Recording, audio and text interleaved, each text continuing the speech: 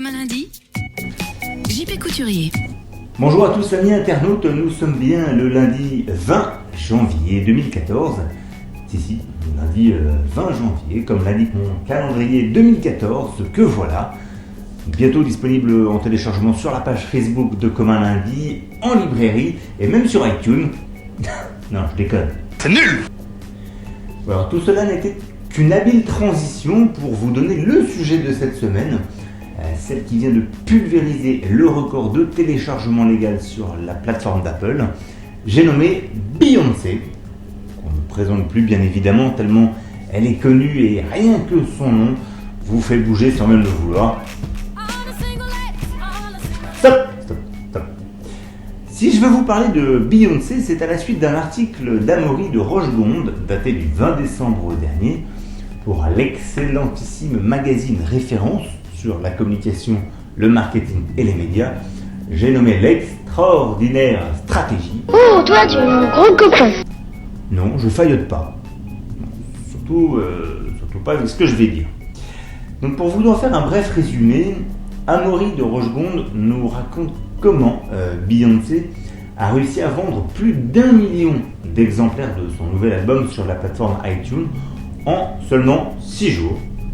Bon, déjà en soi c'est une première, mais l'exploit vient surtout, d'après ce journaliste, du fait que Beyoncé, je cite, vient de réussir un joli coup médiatique en montrant que les médias n'étaient plus indispensables à un artiste pour rencontrer son public, et qu'un artiste peut donc ainsi tourner le dos, je cite encore, à courir les plateaux, multiplier les interviews ou bombarder son compte Instagram ou Twitter de vidéos YouTube. Stratégie, comment te dire?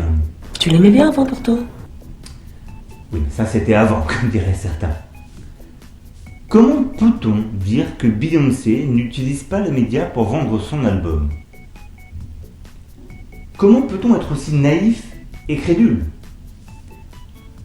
Ou alors, comment peut-on travailler dans la com et ne pas se rendre compte des ficelles avec lesquelles joue Beyoncé? Et là, je ne parle pas uniquement de celles qu'elle a entre les fesses.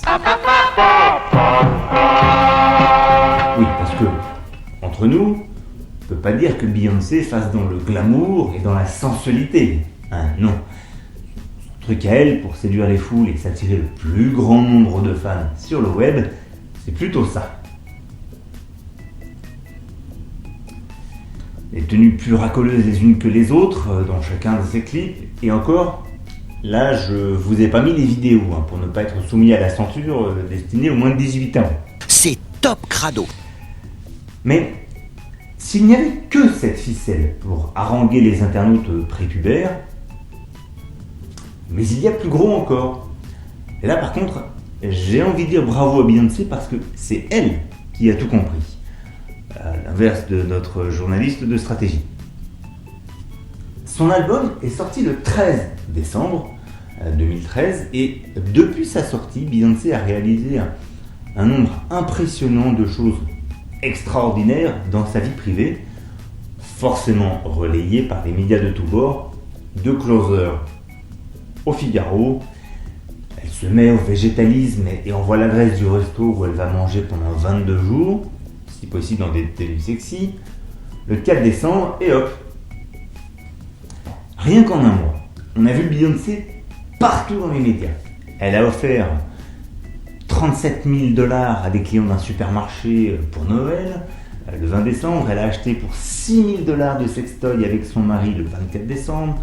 Elle a réalisé le rêve d'une petite fille atteinte d'un cancer en chantant avec elle le 25 décembre. Elle a fait une surprise mémorable à 3 de ses fans dans un karaoké début janvier. Non, effectivement, Beyoncé n'a pas besoin des médias pour vendre son album, cher Amaury de Rochegonde.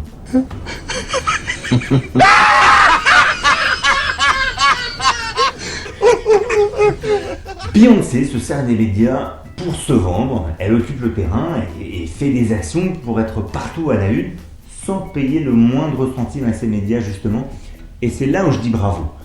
Elle se sert d'une presse qui la traque sans cesse dans son quotidien pour en faire un véritable outil de promotion à moindre coût. Et ça, c'est intelligent.